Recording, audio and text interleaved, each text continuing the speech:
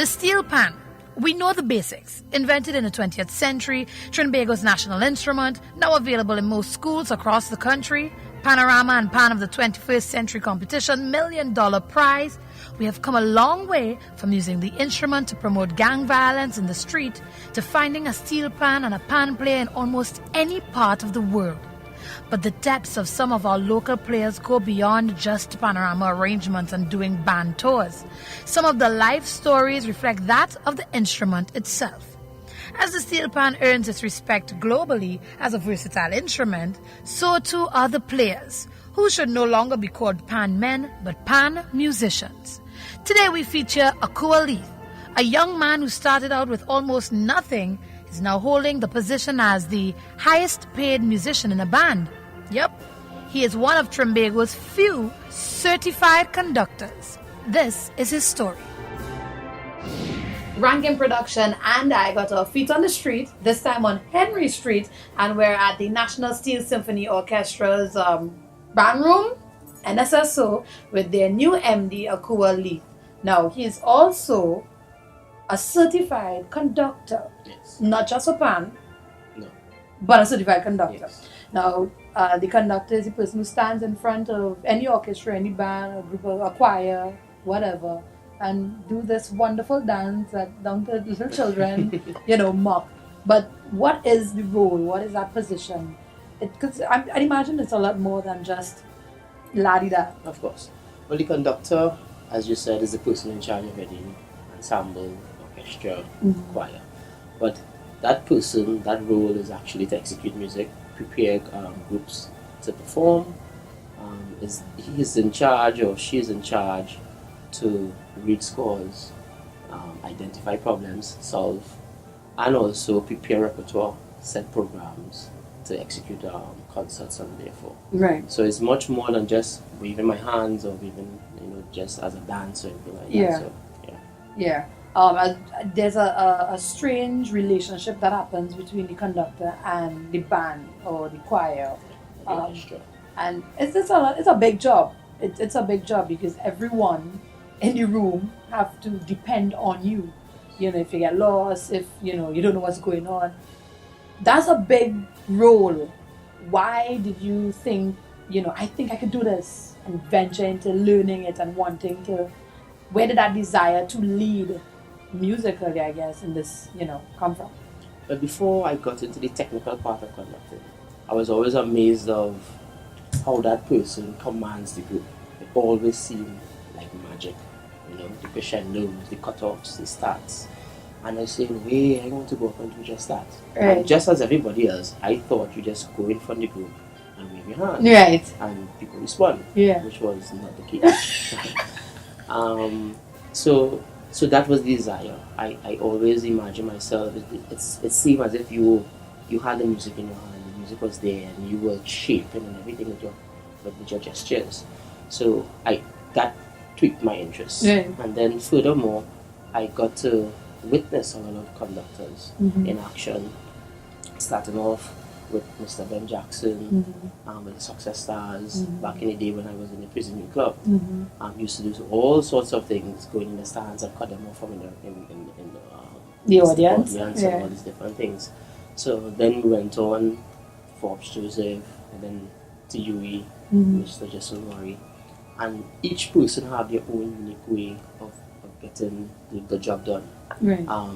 For me, when I started to dig into the theoretical part of conducting, it's much more work than the layman would think, because the conductor have his job cut out even before he gets to the orchestra or to the ensemble, where he needs to know the piece inside out, be able to give directions in terms of shaping a particular theme, highlighting that theme for the audience who will be able to follow the music.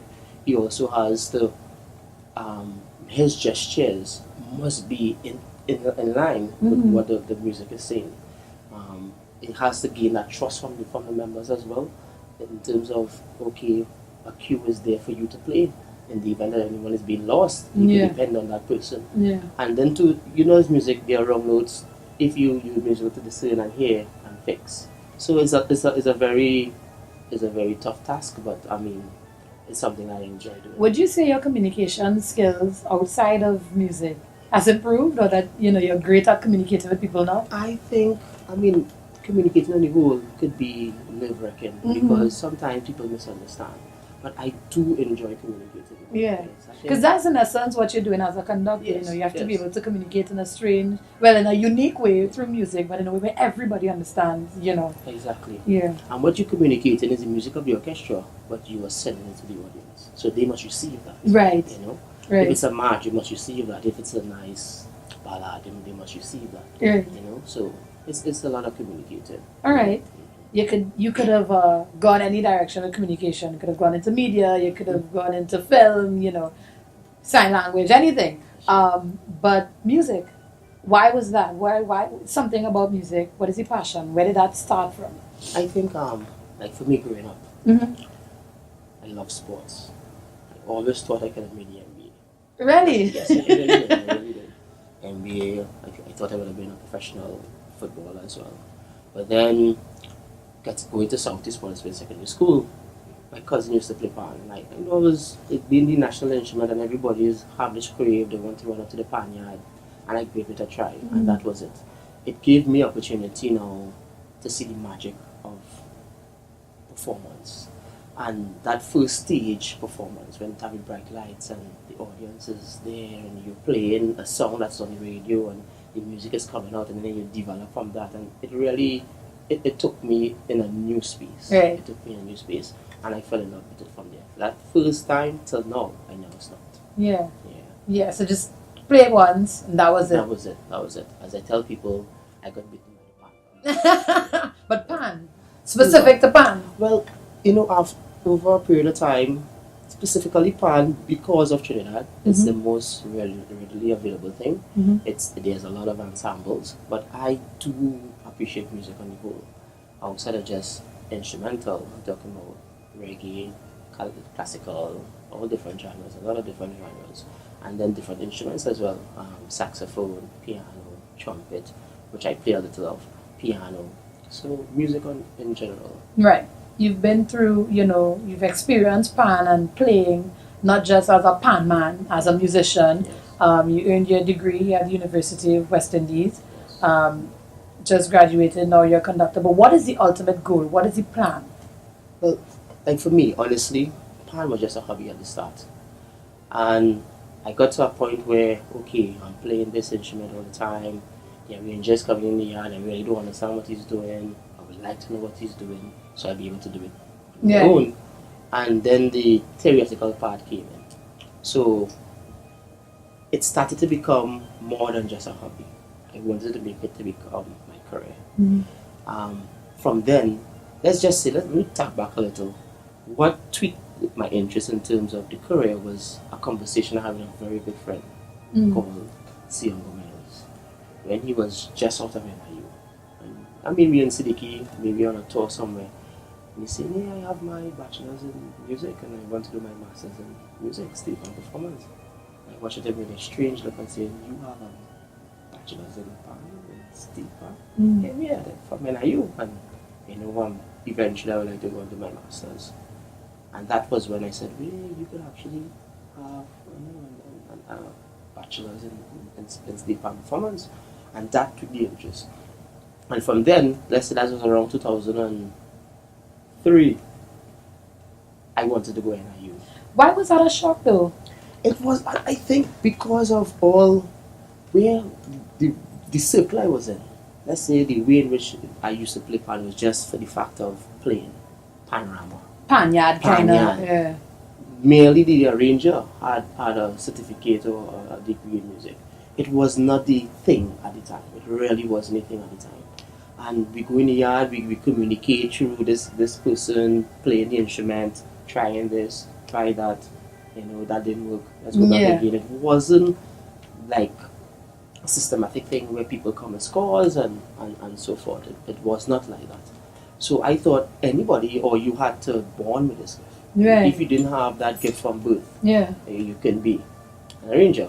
Whereas it isn't actually a learned craft. What was it like seeing it there in NIU now?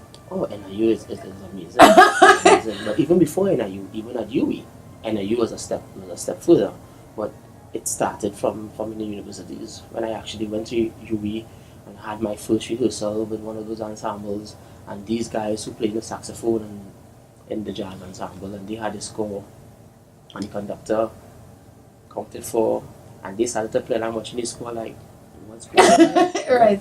So it was different from even then, and then you realize, we should take an active part in actually learning to sight read and learning to understand the notes and the lines, and I mean, the lines and spaces were always there. It's just that whole practical aspect of from paper to practical.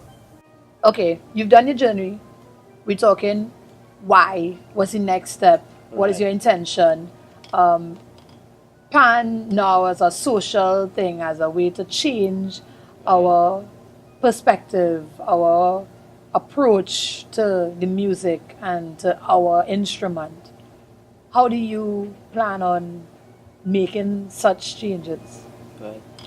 Steel band, firstly, is our national instrument. I think I'm so passionate about it. It always make that adrenaline, rise. Generally, it is not to me as prominent in homes as I think it should be. Steel bands is the only place that you bring all different demographics. You have the poor, you have the doctors, the lawyers, you have the layman from the streets. You have a lot of different demographics, a lot of different society breakdowns that come and meet in that space, even if it's a supporter, the player. And we take certain things like that for granted. For me, a community with a steel band it tends to show that strong support. And it could be used to curb crime. It could be a place where people could go, they could meet friends, they could try music, they could have bacon shack, they could have, there are so many different things that happen in that space. Yeah. And outside of this music, it could be used for other things. I think it's the only readily space that could be transformed into many different things. One of the goals I tend to always share with people is having music academies around Trinidad, America, and Europe, exposing the culture of a national instrument to these places, and they too exposing their culture with us. So like I exchange something. Steel band to me, it's yet it's just scraping the surface. We have a lot of things to do still, and it's just to have the right people and the right minds getting us to that point. For what we have already achieved, kudos to all our icons. They did a fantastic job. I think we the youths need to take it to the next step. I think there are a lot of passionate people around. A lot of my peers, a lot of friends, I think you might know some, who actually want to see things happen in a different way or take it from that foundation and start building from there. We are yet to break some barriers, so it's a baby. It's a baby compared to the violin and the piano and all these different instruments. So yeah, we have a bright future ahead of us. I surely believe so. You are originally from Cascade. Yes. You went to Southeast Port of Spain as a secondary school. Fast forward to UWI, to NIU. Now you are the MD at NSSO. Possess a master's, a degree, certified conductor. You literally start from the ground, from the streets, from Nelson Street, where society has one perception of you. From probably sneakers, bust-up shirt, to shirt and tie and suit and jacket, Street urchin to professional, as it can be perceived. Yes. What has that emotional journey been like? Yes, I grew up in Casablanca, which is a small village at the end of Cascade. Humble beginnings, very quiet parents. I'm the first of 6 siblings. To me, my childhood wasn't the typical, you have everything type thing, but my mom gave me everything I needed. And I only understood that when I turned, mature enough. It was more a case of you want to be sad, you want to be, or you are sad, or you basically not understanding why this I don't have what this other person have. My mom had me at age 17, and she gave us the assurance that whatever you want, beyond what I could give you, you could basically go out and get it. My father, I learned a lot from him too as well. He had his own challenges, and there's a lot of negativity that basically helped me to know what not to do. Outside of that, he has been the pillar, in terms of me observing certain struggles that he overcome. Music was one of the things that kept me together. It kept me very focused. I have smiles, I'll always be happy to be in the barnyard. And there was a time where we were all in a prison youth club, and that was actually the place to be. If I'm not in the barnyard among those people, it could have been a little down. And seeing how other families operate and seeing how other people operate. And I always say, you take the good from whatever situation, whatever people that you're around. And I started shaping my life towards some of those experiences. And things started to grow. And music was the place where I saw myself getting an opportunity to go beyond what life really was. Perform. People smiling and you basically entertaining a crowd and they're enjoying that. Travel. You're talking about hotel stay. You're talking about you being asked for your autograph. Movie, kind of life, And that journey was special. That was special. And I held on to that. And there were a lot of people who supported me along the way. And then as that progressed, you meet specific people who give you specific details. And Sion Gomez being one of those persons who showed me, okay, you're a pianist, you could play, you did all these panoramas, you won a couple of times, you played for all these great bands, but having an education is key. And you could have a career in this. And also started to show his whole interest of NIU and will give me the fact that NIU is a possibility, but I needed to get certain things. And that's where the journey actually started. When I sat and I said, cool, you know what, you could go to NIU. You just need to have all the grades, maybe an undergrad, and then go on to your master's. What do you think is the struggle then for young people now who coming out of unfortunate situations and circumstances, broken homes? We know the stories, yeah? But they would always say, they don't know my story, you Of can't course. understand. And yet you have stories like yours who, I've been there, I've done that, and it's possible. What did you hold on to that you can share with somebody else who's walking a similar path, that you can suggest they hold on to? I think it's being motivated and having a positive outlook of life. Something that holds me together is the fact that when you're struggling, always remember somebody is struggling more than you. And I learned early in life to appreciate the little things. Have gratitude, the fact that you have 2 hands, 2 feet, eyes, you can speak, you have good health, forget the material things. And once you are satisfied with that, you're a very contented person, or you will become a very contented person. And that's some of the things people in unfortunate situations they get engulfed with all the negativity around them. And it's really hard to come out. It's according to your personality. And a lot of negative things motivate me to do positive stuff. I'm self-motivated. And these things that I possess is not to say anybody will or should have, but and understanding the opportunity that you gain and grasp at it.